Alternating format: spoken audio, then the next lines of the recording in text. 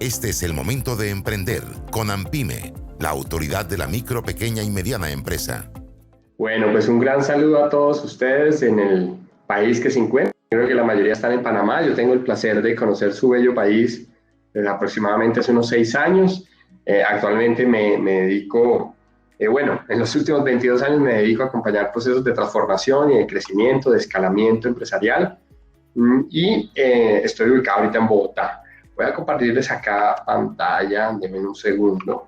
Documento de PowerPoint con mucho gusto es de ustedes, entre otras cosas porque además con los organizadores, que quiero felicitarlos, espectacular este evento. Tuve la oportunidad de enterarme de él hace más o menos un mes larguito, y cuando me invitaron les dije, por supuesto, lo que les vamos a ayudar acá desde Colombia, y en general a todos los amigos latinos, que como yo soy emprendedor hace 22 años, soy empresario, he logrado fundar un par de empresas, he fundido otro par, y la verdad que pues es para mí un motivo de orgullo tener la oportunidad de contarles mi propia experiencia de cómo he venido con un par de personas creciendo una compañía de ceros, y seguramente muchos de ustedes se sentirán reflejados en esta presentación. Entonces voy a dejar de usar mi pantalla un segundo para que puedan ver solamente denme un segundo, aquí vamos a quitar mi cámara. Perfecto. Entonces, si quieren papel y lápiz, yo soy como profesor vieja escuela, tengo que ser honesto con ustedes, me encanta tener la oportunidad de compartir, pero como profesor de vieja guardia, me gusta mucho que la gente tome nota de un par de ideas, que la gente tome nota de un par de herramientas que se puedan llevar puestas. La conferencia que me invitaron los organizadores, y que por cierto nuevamente quiero reconocerlos, tiene como título ¿Cómo desarrollar el modelo de ventas exponencial? Quiero precisamente arrancar por contarles mi propia experiencia. Digamos que cuando doy estas conferencias normalmente tengo como 2 o 3 sombreros, como decimos en mi país. El primero tiene que ver con mi rol de consultor. Hago consultoría hace 22 años, inicié este bello mundo de la consultoría empresarial acompañando procesos de transformación.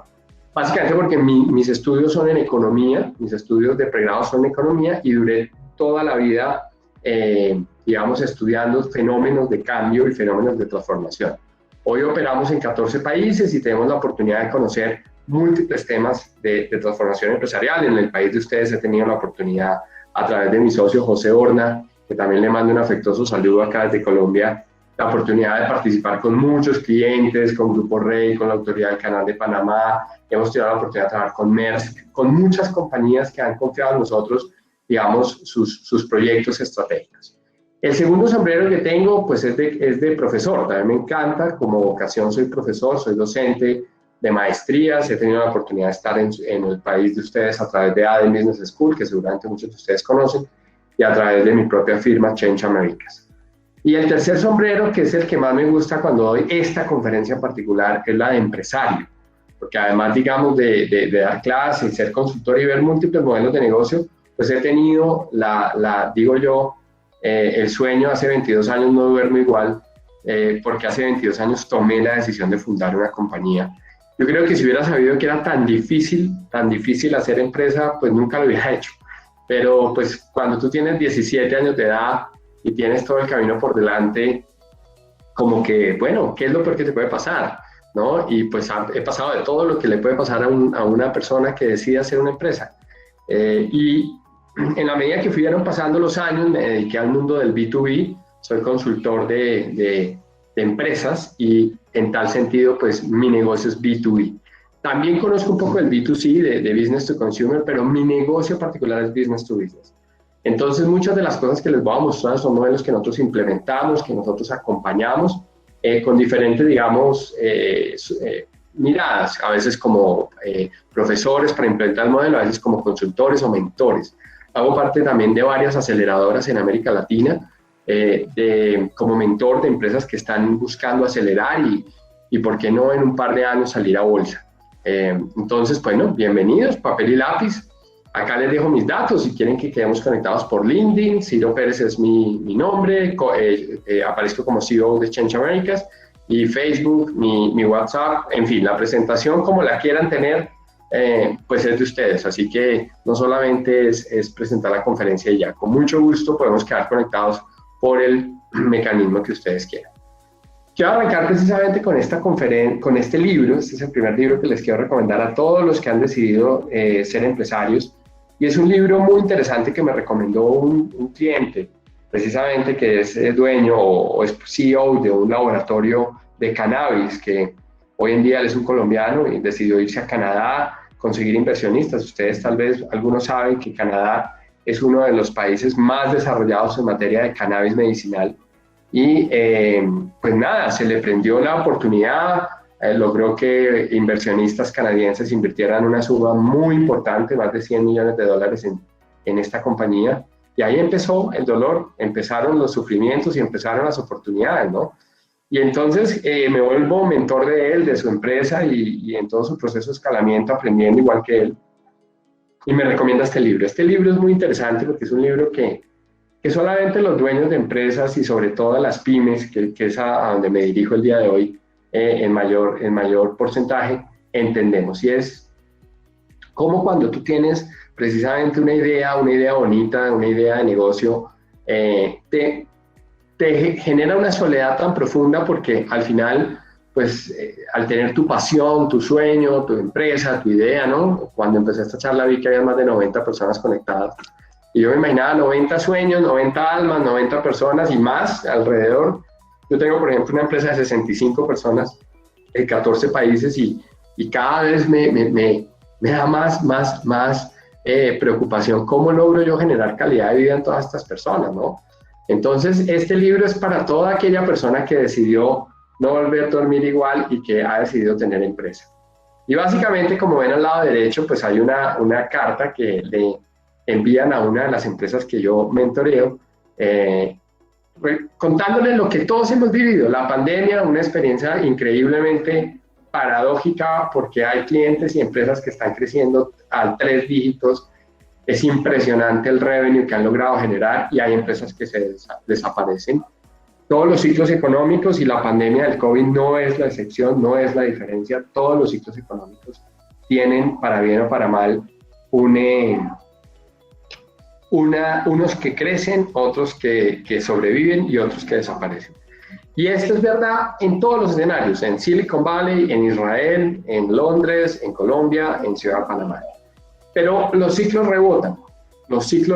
Miren, yo soy trader de bolsa y transo, pues no es yo lo hago más por hobby, honestamente, que porque sea mi trabajo personal. Y lo que sí les puedo decir es que las bolsas de valores, no solo Dow Jones, el índice de Dow Jones, Wall Street, no solamente la Nasdaq, que es la bolsa, ustedes saben, de las, pues sobre todo de las empresas tecnológicas, sino que en general todas cayeron en marzo, todas cayeron de una manera abrupta, pero muchas empezaron a recuperar muy rápido, y es porque en este momento, de una u otra manera, la gente se está preguntando qué puede hacer distinto, cómo puede aprovechar una crisis. En Estados Unidos, la crisis del 2008 educó a mucha gente, y pues también mucha gente que no ha aprendido, pero lo que empecé a notar fue que mucha gente se estaba moviendo en preguntarse cómo pueden empezar a hacer inversiones inteligentes.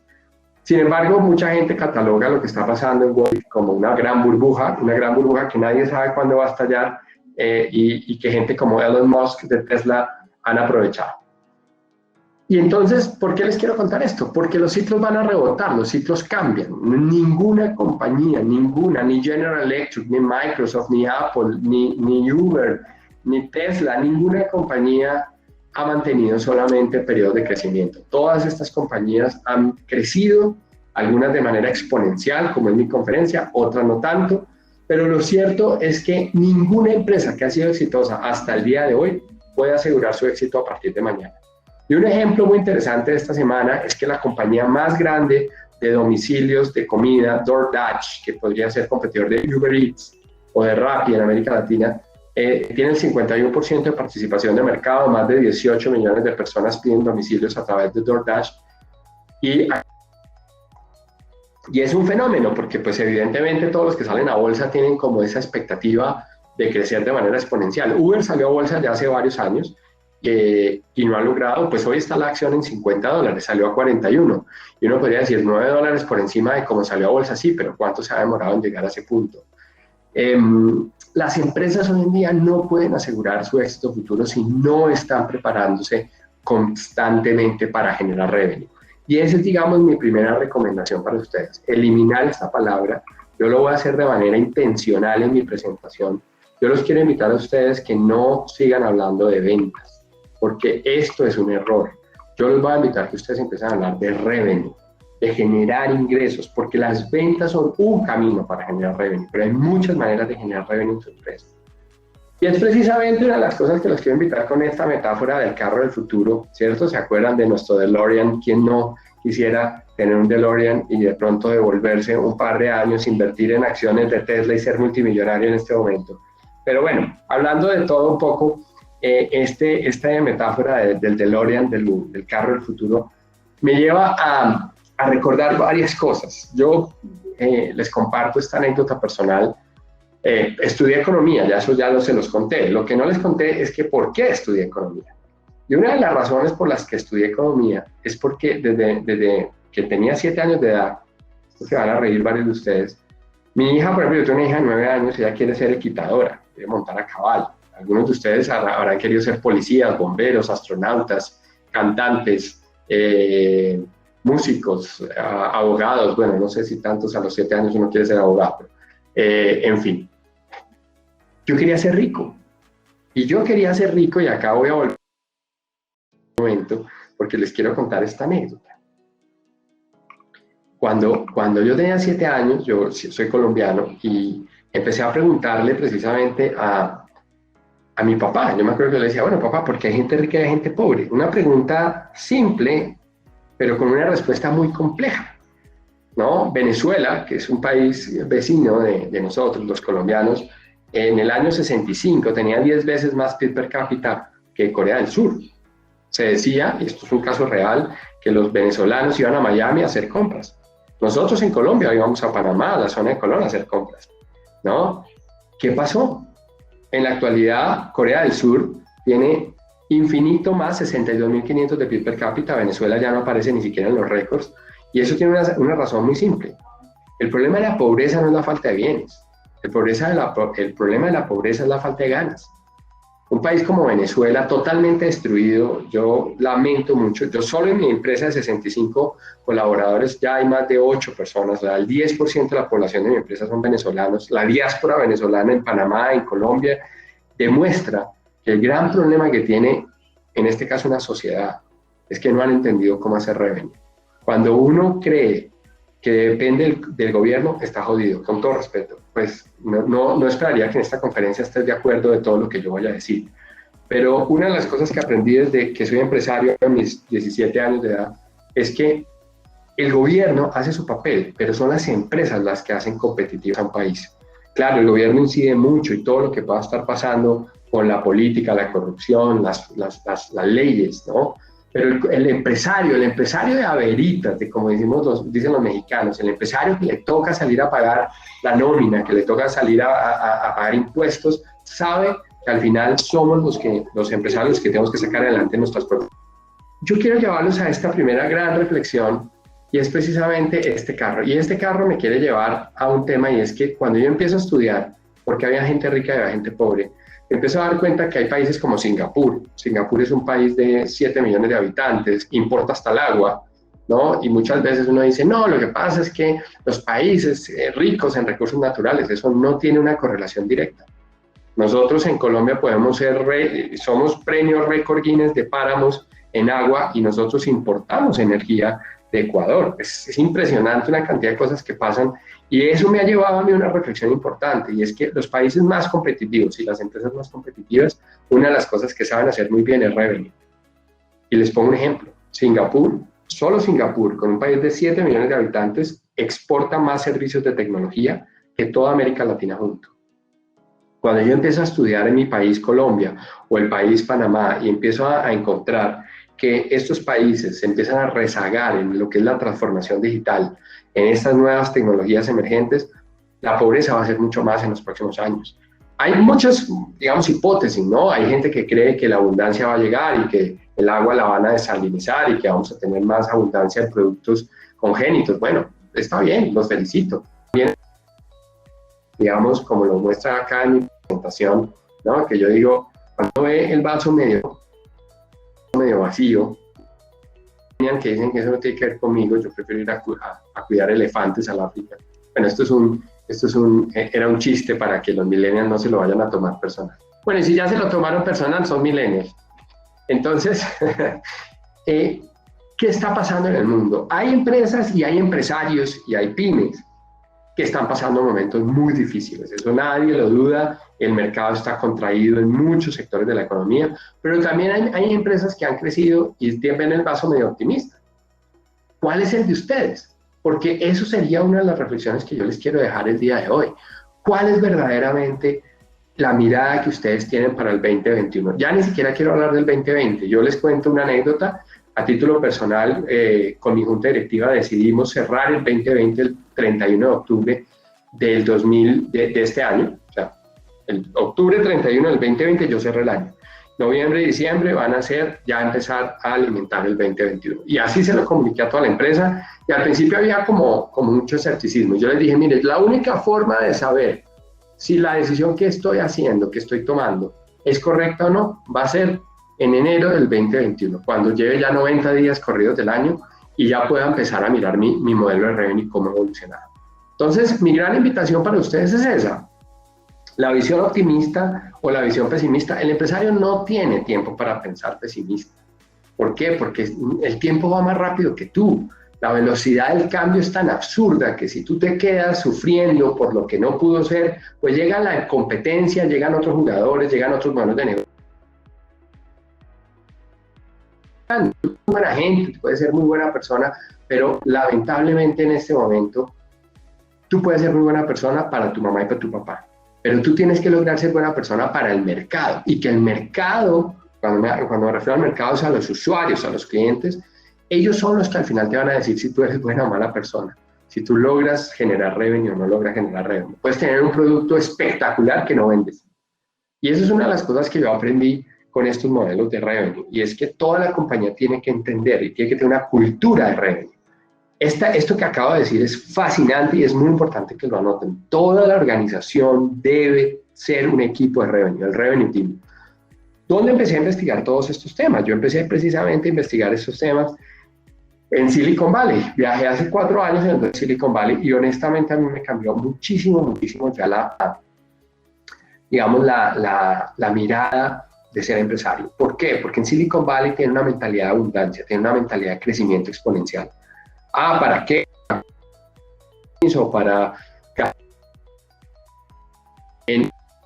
o simplemente para darle más calidad de vida a tu familia, eso es tu problema. Yo aquí no voy a entrar a hablar de esas características y esos propósitos del por qué tú estás haciendo empresa. Lo que sí te puedo decir es que definitivamente la mentalidad exponencial es fundamental si tú quieres trabajar. Entonces, yo llego a Silicon Valley con una frustración gigante, y es que yo viajo a Silicon Valley para tratar de entender cómo llevar mi compañía Change Americas al siguiente nivel. Y una de las cosas que aprendí es que todos los empresarios, lo primero que tenemos que empezar a mover, a cambiar, a modificar es el mindset de la manera como... Y esa es una pregunta que yo les quiero hacer hoy. ¿Ustedes están creando su mindset y su empresa con un mindset de escasez, un mindset de no hay, o con un mindset de si se puede y hay oportunidades? Y les quiero aclarar algo. Hay que aprender 3 verbos si quieres trabajar. Tienes que aprender a ahorrar, tienes que aprender a invertir, tienes que aprender a gastar dinero del gobierno. Y eso me lo dijo precisamente un asesor. Me dijo, mira, Ciro, el gobierno tiene muchas oportunidades. ¿En qué sentido? En que te puede prestar líneas de crédito, pero tú no te puedes gastar la plata del gobierno, tienes que aprender a arriesgar con la plata del gobierno. Y yo le dije, ven, esto está bueno, explícame. No conozco la legislación panameña, pero me atrevo a pensar que hay oportunidades. Una de las fuentes de revenue que ustedes tienen que aprender a construir es las fuentes del gobierno. Pero ¿con qué van a hacer con el dinero de las fuentes? No venderle al gobierno, porque eso sería los ingresos operacionales de su empresa, es conseguir dinero de las convocatorias que el gobierno panameño u otro país haga para desarrollar su producto. Usted tiene que aprender a invertir con su dinero y arriesgar con el dinero del gobierno. Me lo decía uno de mis asesores de junta. Y yo no empecé a entender, yo no entendía básicamente porque yo toda mi vida he vendido, yo no he buscado dinero de inversionistas de capital de riesgo y tampoco he buscado dinero del gobierno. Pero empecé a entender que generar revenue es toda una estrategia. Mi gran invitación el día de hoy es que la primera estrategia, la prioritaria ante todos, es generar una buena estrategia de revenue para el 2021. Una pyme se quiebra, como decimos en mi país, o sea, se quiebra, no sé cómo se diga en Panamá, por flujo de caja, no por tener una buena idea, por flujo de caja. Por eso aprender a generar revenue tiene que ser toda la organización, tiene que aprender, tiene que entender los indicadores de revenue. Acá les dejo toda mi bibliografía que me dio base para precisamente dar toda esta conferencia, porque esto no es que yo me lo inventé, no fue que yo un día se me ocurrió como, no sé, tuve una iluminación como Juana de Arco y que iba a salvar el mundo, no. Esto lo empecé a aprender y lo empecé a aprender de gente que sabe mucho, de gente que ha logrado escalar compañías de una manera exponencial. Entonces dije, si ellos lo han podido hacer, yo lo puedo hacer. América Latina es un continente en general, me refiero pues Centroamérica, Suramérica, es un continente o es un conjunto de países, para ser más exactos, que tiene todavía muchas oportunidades. Hay países que ya están absolutamente saturados en modelos de negocio. América Latina está todo por descubrirse. Por eso ustedes van a ver que muchos inversionistas de capital de riesgo observan a América Latina como una oportunidad. América Latina tiene más de 24 unicornios, mientras que en Estados Unidos, en Silicon Valley, nacen unicornios todas las semanas. Entonces, acá está la oportunidad. Yo decidí hacer empresa en América Latina con lo bueno, lo malo y lo feo que eso tiene. Entonces, todos estos modelos que ya están probados en Israel, están probados en Silicon Valley, están probados en Dallas, perdón, están probados en Texas, en Boston, están probados en Londres, los puedes implementar tú. ¿Qué me empecé a dar cuenta? Entonces yo empecé a ir al mercado, empecé a darme cuenta que la mayoría de la gente no tenía esa cultura. Me empecé a dar cuenta que la mayoría de las empresas, ahí sí como consultor, porque yo empecé a contarle a la gente del tema de revenue exponencial, y me empecé a dar cuenta que todo el mundo me decía, oh, qué interesante, y me empecé a dar cuenta que la mayoría de la gente le gusta hablar de generar ingresos, pero no sabe cómo hacerlo de manera sistemática y sistémica. Entonces ahí empecé a encontrar una oportunidad preciosa, y esa oportunidad tenía que ver precisamente con cambiar la mentalidad de una mentalidad lineal a una mentalidad exponencial. Como lo pueden ver aquí en la gráfica, esta gráfica que ustedes están viendo acá es muy importante. Primero porque yo me empecé a dar cuenta que yo no tenía una mentalidad exponencial. Les voy a poner un ejemplo. La mentalidad lineal te propone crecer a un dígito, a lo sumo, en el año. La mentalidad exponencial te propone crecer a 10 veces en el mes. Eso yo no lo tenía claro, yo no lo analizaba. Entonces, ahí empecé a hacer una ruptura, y la ruptura tiene que ser precisamente en la manera como piensas, en la manera como diriges una reunión, en la manera como haces los negocios. Si tú no tienes una mentalidad exponencial, va a ser muy difícil crear ingresos exponenciales. De pronto te ganas la lotería, y eso es suerte, pero de resto, lo que tú te vas a encontrar es que tienes que tener un pensamiento exponencial en todo tu equipo. Lo otro que me di cuenta es que esto arranca por la cultura. Por eso yo cambié, yo no hablo de ventas ya en la empresa, yo hablo de modelos de revenue. Y eso pareciera que es simple lenguaje, pero es que el lenguaje cambia cultura. ¿Qué era lo que pasaba en mi compañía? En mi compañía pasaba que solamente hablaban de ventas un par de personas, el vicepresidente de ventas. Pero en mi compañía no hablaban de revenue los 65 personas de la empresa. Por cierto, eso es una de las invitaciones que yo les doy. Si tú no tienes a todo el equipo con la primera meta, que es generar revenue, y les pagas por ello, nunca vas a tener un equipo exponencial. Ahora bien, cuando empecé a investigar todo esto que ustedes están viendo acá, me empecé a dar cuenta que en América Latina hay modelos. Este es el modelo de Nubank, que es el banco digital más grande actualmente en América Latina, y creo que es el banco digital incluso más grande del mundo, por lo menos parte del mundo. Y fue fundada por un colombiano, David Vélez. Yo los invito a que ustedes investiguen en internet y conozcan la historia de David Vélez. David Vélez es un tipo espectacular. Él ha llevado esta compañía y es el único colombiano que yo conozco que tiene en su junta directiva a Sequoia Capital, el fondo de capital de riesgo más grande de Silicon Valley, y al grupo Ali, que es el grupo Alibaba, el grupo más grande de comercio electrónico de China. Lograr eso tú no lo logras porque sí, tú lo logras porque tienes una mentalidad exponencial. Esta empresa fue fundada en el año 2013, para que ustedes se den una idea, 2013, y ya tiene 22 millones de clientes. O sea, imagínense ustedes el BBVA, que es un banco de muchísimos años, es uno de los 3 bancos más grandes de España, tiene 75 millones de clientes. Entonces, ¿sí se puede crear exponencialidad? La respuesta es que sí. que es difícil. Mire, todo en la vida no es fácil o difícil, es, ¿sí? Para tú poder crecer exponencialmente tienes que tener unas habilidades exponenciales. También empecé a investigar, digamos, y esto me gusta mucho, seguramente se han visto la serie de Netflix Billions, si no la han visto se las recomiendo, y particularmente les recomiendo el capítulo final de la temporada número 1, cuando estos dos protagonistas tienen una discusión, una disputa, y básicamente el millonario, el billonario, que es, digamos, en este caso, el dueño del fondo de inversiones, ¿no? Le dice al fiscal que él es el hombre más rico del mundo, que él es un hombre muy rico, él es un hombre absolutamente poderoso.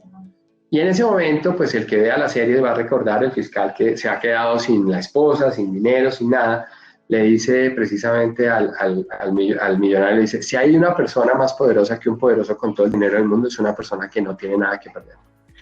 Y cuando yo escucho esto en esa película, me sentí súper identificado. Yo dije, bueno, ¿qué puedo perder? Claro, es mi empresa, es un patrimonio familiar, es todo. Pero me empecé a dar cuenta que yo era absolutamente averso al riesgo. O sea, mis ganas de salir adelante no tenían una correlación con mi aversión al riesgo. A mí me daba miedo todo.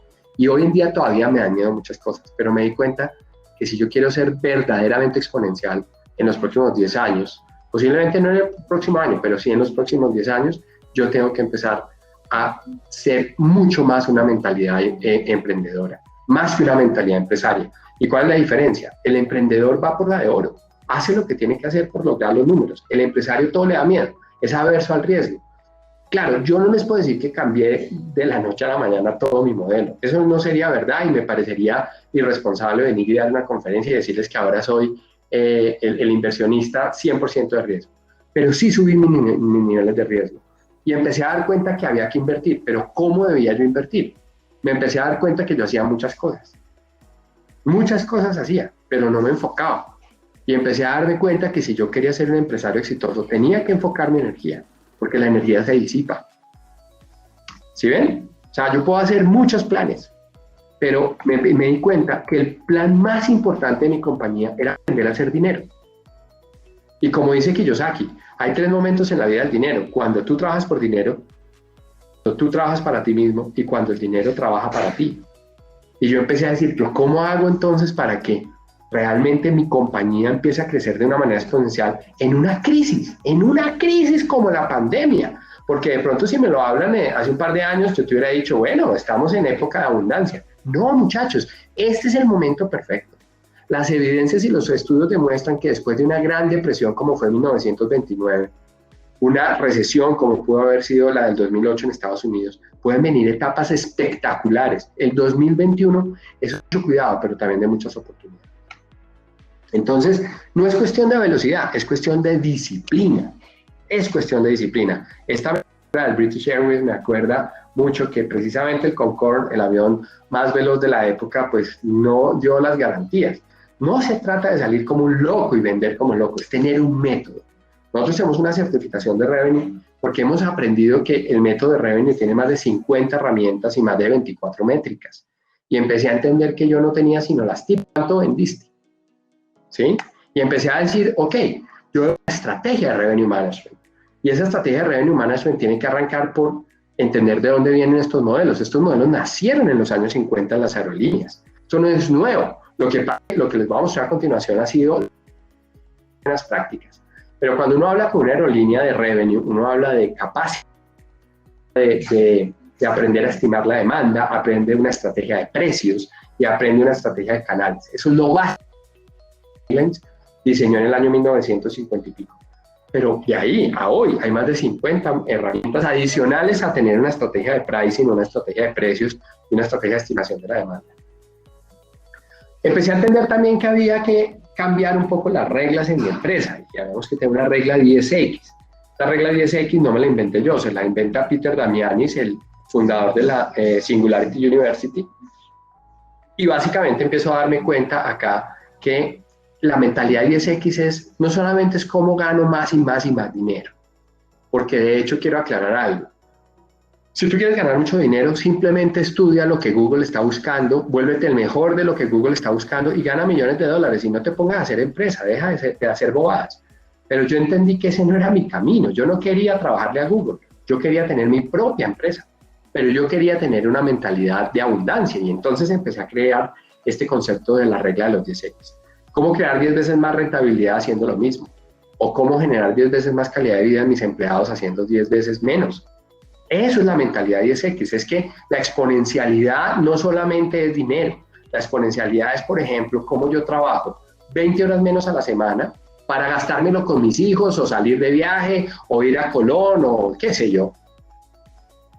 Entonces, esa mentalidad es clave tenerla en la compañía. También empecé a darme cuenta que el concepto de exponencialidad era un concepto muy interesante y es un concepto que invita precisamente a empezar a cambiar las métricas.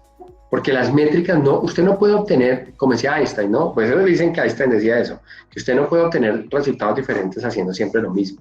Entonces empecé a estudiar estas compañías, empecé a estudiar Amazon. Amazon creció el 32% el último trimestre, salieron los datos hace una semana. Entonces yo dije, ok, si Amazon crece al 32%, una compañía que ya tiene 650,000 empleados, ¿qué hizo Jeff Bezos? Jeff Bezos creó la compañía en el 1994. ¿Y cómo es que él diseña su modelo? ¿Cuáles son los indicadores que utiliza Amazon? Eso es lo que yo hago hoy en día. Yo estudio modelos exponenciales y aplico lo que me sirve y lo que puedo implementar. Seguramente habrá algunas cosas que no puedo implementar, ¿sí? Pero ese es un poco el mensaje que les quiero dejar. Es empiecen a estudiar los grandes, tengan un referente en el mercado. Cuando yo empiezo a crear este modelo de Revenue Change America, sofisticado de consultoría que hoy existe, que se llama Accenture, que tiene más de 605,000 empleados a nivel mundial, una compañía de base irlandesa, ha crecido su acción porque ellos cotizan en bolsa, y empiezo a estudiar a su CEO y me empiezo a dar cuenta cuáles son los hábitos del CEO de Accenture. Martina, mira ya. Ok, entonces quiero dejarles esas invitaciones. Es muy corto el tiempo que yo tengo en esta charla, pero estoy seguro que algunas ideas que yo les estoy presentando tienen como principal resultado cambiar un hábito. Y eso es lo que yo hago. Yo trabajo cultura y lo que hago entre ser mentor de presidentes de empresas, de vicepresidentes, en las cosas que haces diariamente. ¿Cuáles son las métricas que tú le mides a la fuerza de ventas o a la fuerza de revenue? Porque ya no hablo de ventas. Entonces, ya para ir cerrando mi intervención, el modelo tiene una fórmula mágica. Esto es lo interesante, que no es carreta, no es teoría. En Colombia carreta es como cuento, ¿no? No es una novela de Netflix, ¿no? Es un modelo ya sistematizado. Si tú quieres tener un modelo exponencial, tienes que tener un modelo predecible. Ese modelo exponencial tiene una fórmula mágica. Cada compañía seguramente estos porcentajes variarán un poco. Voy a ponerles un ejemplo. Disney Plus, que es el canal de streaming de Disney, ustedes saben que hace poco se lanzó hace un año exactamente, el 24 de noviembre del 2019, esta compañía lanza su canal de streaming, Disney Plus. Leía en estos días que millones de usuarios. Para que ustedes, Netflix invirtió aproximadamente 8 años en lograr 65 millones de usuarios. Ellos lo lograron en 12 meses. ¿Y por qué lo logran? Porque tienen un modelo, una fórmula más de ingresos. Pero ¿de qué le sirve a Disney crear 65 millones de usuarios si al mes siguiente se van 60 millones? Estos modelos tienen un reto gigante y es no solamente crear nuevas ventas, sino sostenerlas en el tiempo. Modelos de revenue exponencial tienen una fórmula matemática que básicamente la ven ustedes acá a la izquierda y es básicamente lo siguiente. Tomen nota, papel y lápiz, por favor. Lo primero que usted tiene que hacer para crear un modelo de revenue exponencial es crear una estrategia de marketing. Esa estrategia de marketing, hoy todo el mundo habla de marketing, todo el mundo es TikTok, todo el mundo es Instagramer, todo el mundo es WhatsApp Business, pero vaya, aplíquelo de manera sistemática con toda su empresa. Empecé a estudiar el tema de marketing porque no es mi carrera de pregrado, sino que yo empiezo a estudiar por los años, por la, digamos, llamémoslo así, de una u otra manera, a punta de ensayo y error. Y me empiezo a dar cuenta que de marketing sé muy poquito, sé muy poco. Y empiezo a cometer un error, no un error, porque pues obviamente la ignorancia, la primera vez es ignorancia, la segunda vez es un error. Entonces, empiezo de manera equivocada a creer que el marketing básicamente es tener un community manager y tener una página web Y si mi Dios es muy grande, tener de pronto una estrategia en redes sociales, ¿cierto? Lejos estaba yo de entender que el marketing hoy en día es todas las acciones que tú hagas para volverte famoso. Mi socio que yo lo admiro mucho allá en Panamá, José Horna, él es una de las personas y con otro grupo de profesionales me dicen, ¿tú quieres ser famoso o quieres ser rico? Y yo le digo, acuérdese que cuando joven yo quería ser rico, ahora quiero ser las dos cosas. Me dijo, ok, si tú quieres ser famoso, una de las cosas que tú tienes que hacer es crear una verdadera estrategia de contenidos, una estrategia de marketing, una estrategia en la cual todo el mundo quiere hacer negocios contigo. Ahí empecé yo a entender el marketing. El marketing tiene sentido en tanto tú verdaderamente la gente te conozca. Si la gente a ti no te conoce, pues hacer negocios exponenciales tiene que conocerte mucha gente. ¿Por qué creen ustedes que Walmart decide comprar TikTok en Estados Unidos? No porque esté de moda TikTok. TikTok debe tener posiblemente en Estados Unidos más de 100 millones de usuarios, 85 millones de usuarios, ¿sí? Pero TikTok compra o hace su oferta de comprar TikTok básicamente porque es una fuente de marketing inagotable, ¿sí? Haciendo más de 90 personas conectadas es una acción de marketing, ¿de acuerdo? Y ahí empecé a entender algo muy importante, y es que básicamente yo no tenía una estrategia de marketing de inbound y outbound. Y acá básicamente consiste en lo siguiente, y es que ustedes tienen que aprender a generar una acción para que la gente los conozca. Segundo, para que la gente los reconozca. Si usted tiene una pyme de cualquier negocio que sea y solo conoce a sus primos y a su abuela, pues jamás va a ser exponencial. Entonces yo empecé a entender que todo arrancaba por mi marca personal. Todo esto tiene como les digo, esto tiene más de 50 herramientas y una de ellas es la marca personal del CEO. ¿Por qué? Yo soy el CEO de Change Americas y yo tengo que ser posiblemente no tengo el nivel de amplificación de Elon Musk, por supuesto que no lo tengo, pero si ustedes miran a Sundar Pichai, el CEO, de Alphabet, de Google en este momento, él es literalmente, es un speaker, él es un influencer. ¿Por qué? Porque todo lo que dice Sundar Pichai significa, puede subir o bajar la acción de Google. Hace poco, hablando de Avianca, una compañía panameña, el presidente de la Junta Directiva emitió un comunicado totalmente desafortunado que la acción se cayó y nunca se pudo recuperar. Por eso, cuando uno crea una estrategia de marketing, lo primero que tiene que diseñar es exactamente cómo vas a ser reconocido en el mercado. Si tú no sabes sino vender un producto y no sabes generar tráfico, vas a estar condenado a que no te conozcan. Vas a estar condenado a trabajar en una guerra de precios. La mejor estrategia de marketing, anoten esto, es no meter tu producto en una guerra de precios. Porque si tú tienes una buena estrategia de marketing, la gente va a pagar millones de dólares porque tú seas capaz de verle tus principales dolores. Y ahí empecé a entender otro tema en marketing. Es que el marketing es el arte de hacer market fit. ¿Qué es el market fit? El market fit es el ajuste de mercado, es poder verdaderamente entender si hay negocio o no hay negocio. Las empresas más grandes hoy en día en revenue exponencial logran hacer market fit muy rápido. Las empresas que se demoran mucho, como yo, hacemos innovación tradicional. Sacamos un producto y le rezamos a la Virgen a ver si algún día se vende. Las compañías exponenciales hacen algo que se llama Lean Startup, innovación ágil. ¿Para qué? Para salir con la plata debajo del hombro. Eso es marketing. Marketing son muchas cosas, pero hoy por tiempo me voy a quedar ahí. El 10% del revenue lo tiene que traer marketing. Si tu meta de revenue es $1 millón, tu meta de marketing tiene que ser $100,000 y tienes que diseñar un conjunto de estrategias para ello. Lo segundo que empecé a aprender es toda la ciencia de las ventas. ¿Por qué les dije que yo ya no hablo de ventas y hablo de revenue? Porque el 30% lo tienen que traer los canales de venta, pero no todo. Y ahí empecé a entender algo delicioso. Miren, todo el mundo quiere que el otro le venda. Lograr una estrategia de canales exitosa se logra cuando ambas tienen marketing. Eso lo aprendí con los años. Yo he hecho, 100 alianzas, 1000 alianzas.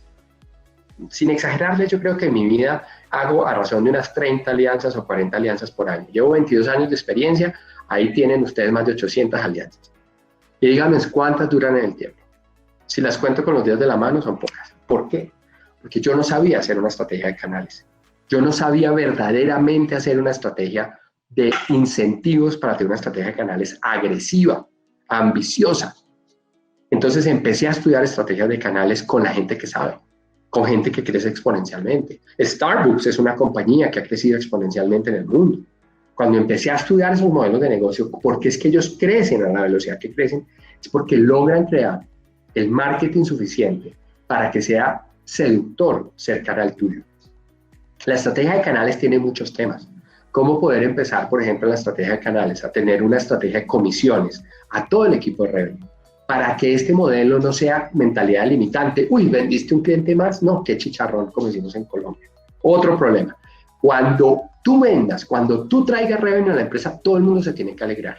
Ya sea porque ganan bonos, ya sea porque ganan comisiones. Si tú no le das a la gente hambre, la gente no va a querer comer en este sentido. Al contrario, yo me empecé a dar cuenta que el 80% de mi empresa sufría cada vez que yo traía revenue. Es impresionante y es paradójico, porque el revenue nos paga los salarios, pero la gente no sentía dicha, no sentía alegría cuando se vendía. ¿De acuerdo? Hoy en día, nuestra compañía ha tenido que cambiar todo su sistema de compensación y beneficios, precisamente pensando en que esta compañía tiene que ir para arriba en abundancia. Si ustedes me lo permiten, la primera persona que un presidente de una pyme, que un fundador de una pyme debería contratar es un Chief Revenue Officer. Ese cargo, nosotros ya lo llamamos a un vicepresidente de ventas, ya le llamamos Chief Revenue Officer, precisamente porque él tiene que mirar todo el modelo. Antes, ¿cuánto vendían los canales? Y eso es solamente el 30%. Ya para ir cerrando mi intervención, viene todo el modelo de Customer Experience. Tengo que serles honesto que cuando yo empecé a estudiar Customer Experience, yo me asociaba todas mis reflexiones a los temas de las emociones del cliente, el servicio al cliente. Miren, muchachos, no se imaginan la potencia que tiene el Customer Experience. Con el respeto que se merece Panamá, creo que Panamá tiene uno de los peores indicadores de servicio al cliente que hay en América Latina. Y no lo digo yo, está medido. Hay otros países que les ganan a ustedes y a otros países en materia de Net Promoter Score. En Panamá, posiblemente por raíces culturales, no hay una cultura de manejo de cliente. Ahí hay una oportunidad de oro, es una oportunidad preciosa. ¿Por qué? Porque las compañías exponenciales solo pueden ser exponenciales cuando un cliente no te compra una vez 100, sino te compra 10 veces 100. Y eso se llama lifetime value, valor vitalicio del cliente.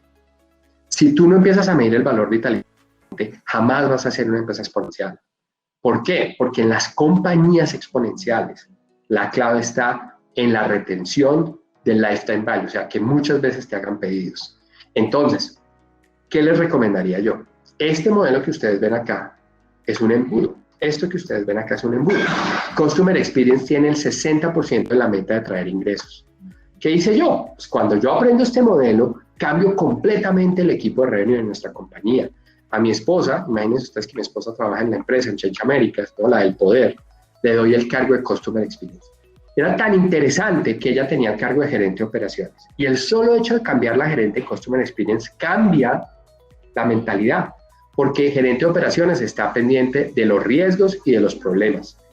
El gerente de Customer Experience está pendiente de los riesgos, de los problemas, pero de las oportunidades, de cómo enamorar a los clientes. Y empezamos a hacer un cambio. Este año ha sido espectacular, ha sido uno de los mejores años de mi compañía. Y se los digo no por salir en revistas ni casos de estudio, todavía estoy lejos de ser el 3X que yo quiero. 3X es que yo quiero crecer 3 veces para el 2023, me estoy preparando para ello. Pero este año, lograr que en mi indicador de recompra, es decir, más del 72% de mis clientes volvieron a comprarme, eso es un sinónimo de que mis clientes quieren seguir haciendo negocios conmigo. Y eso lo mide Customer Experience. Entonces, cuando uno tiene este modelo, ya con esto cierro, uno tiene una serie de indicadores y de métricas. Nosotros lo llamamos OKRs. Si usted no sabe qué es un OKR, le invito a que se lea el libro de John Doerr, Medir lo que importa. Las metodologías de OKRs son fascinantes porque te invitan a que realmente tú tengas métricas ambiciosas, pocas y realistas. Yo empecé a trabajar con las metodologías de OKR y acá están los OKRs de revenue y con esto cierro el día de hoy. Lo primero que tú tienes que tener es un indicador para conseguir Marketing Qualified Leads. Esto MQL es Marketing Qualified Leads. ¿Qué son Marketing Qualified Leads? Marketing Qualified Leads significan gente que quiera hacer negocios contigo. Okay. Y tienes que empezar a medirlo. Y para eso tienes que buscar muchas estrategias para hablar con prospectos, con no clientes. Miren, yo jamás hablaba con no clientes, jamás. Cuando yo perdía un negocio, jamás le volví a hablar a ese cliente. Hoy en día, dentro de mi estrategia de revenue está hablar con no clientes, hablar con competidores. Quiero contarles esto. Una de las estrategias que yo hago es que soy parte de la junta asesora de mis competidores y les he pedido que ellos sean de mi junta asesora. Eso lo aprendí en Guatemala. Lo aprendí con ingenios. Son 12 y comparto de todos y son competencias. Y empecé a darme cuenta que mi mundo es chiquito, que yo veía a los competidores locales. Yo me quedé nacionales. Y eso empieza a cambiar una mentalidad que ustedes no imaginan. La siguiente OKR está en el 10% del revenue a partir de... ¿Cuánta plata inviertes tú en marketing versus cuánto conviertes en revenue? Eso hay que medirlo, se llaman tasas de marketing. Toda la estrategia, todo el OKR de ventas, como les dije, acá quiero que anoten algo. Los canales son todos, no son tú. Eso es un concepto espectacular, porque cuando tú empiezas a entender que cualquier persona o cualquier empresa podría ser un canal tuyo, tú armas una estrategia en coherencia a ello. Entonces, hoy en día, yo soy absolutamente confiado en que mi estrategia de canales me va a sacar de pobre, como yo decía, o me va a volver rico, pero por una razón, porque si tú vas a un canal y le dices simplemente véndeme mi producto, gánate el 10%, ellos van a ser prostitutas, perdón por la palabra tan agresiva, ellos van a irse a la mejor oferta y eso no es lo que yo quiero crear verdaderamente canales seductores, que por cierto es el antónimo de prostitución. La seducción es el arte de penetrar muchas veces en la mente de mis clientes. Entonces empecé a entender que este modelo yo lo tenía que redefinir. Y para cerrar, está toda la estrategia de CX. Acá ustedes pueden ver, por ejemplo, es deserción.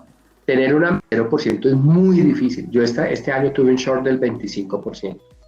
¿Qué significa un short del 25%? Que traje 25%. Eso es muy malo. Las empresas que quieren ser exponenciales tienen que buscar short del 0%, como lo ven acá. Conseguir eso es muy complicado, pero se puede. Cuando uno tiene una exponencialidad se puede. Lo otro que es muy importante es tener a la gente de innovación y desarrollo dentro de tu equipo de revenue. Como pueden ver aquí a la derecha, acá lo que les estoy tratando de decir es que hay que estar actualizando el producto en función de las necesidades del usuario. Recomiendo implementar todas las metodologías ágiles. ¿Por qué? Porque si tú no trabajas con agilismo hoy en día, puedes estar diseñando un producto que ya nadie venda. Perdón, que ya nadie compre. Lo otro que es muy importante es calcular el ROI de tu cliente. Cuando un cliente hace negocios contigo, ¿en cuánto le mejoras tú los indicadores más pertinentes de la empresa a la que tú le vendiste? Si tú no sabes calcular el ROI de tus clientes, jamás vas a ser exponencial. Compañías como Netflix miden el ROI de ustedes como usuarios, ¿sí? Cada uno tiene que aprender a medir el ROI, la tasa de uso, por ejemplo, y el tipo de mejoras en los indicadores de cliente. Para cerrar está todo el indicador de capacidad y cultura. Esta es una de las cosas que más les recomiendo yo. Uno muchas veces monta el muñeco, diseña el tablero de revenue, pero la cultura no la tienes. Entonces, una de las cosas que te sugiero es crea un equipo donde esté toda la empresa y que se llame el Revenue Team. Y empieza a incorporarlos, mételes todo este mindset que estás aprendiendo conmigo para que ellos se den cuenta que crecer es importante no solo para ellos, sino para el futuro de sus ecosistemas, de sus familias. Yo empecé a hablar de revenue con las familias de mis empleados. Jamás me hubiera imaginado hablar de eso, muchachos. Tengo que ser honesto en esta conferencia. Yo he aprendido montones y he aprendido una de las cosas es que si yo quiero ser exponencial, tengo que tener gente alrededor exponencial. Yo no puedo querer ser exponencial y tener a mis socios o tener a mis empleados con mente de escasez, porque no funciona. No funciona, así de simple. Y para cerrar, quiero entonces invitarlos a una pregunta. Acá les dejo en la bibliografía y les dejo, digamos, mis datos.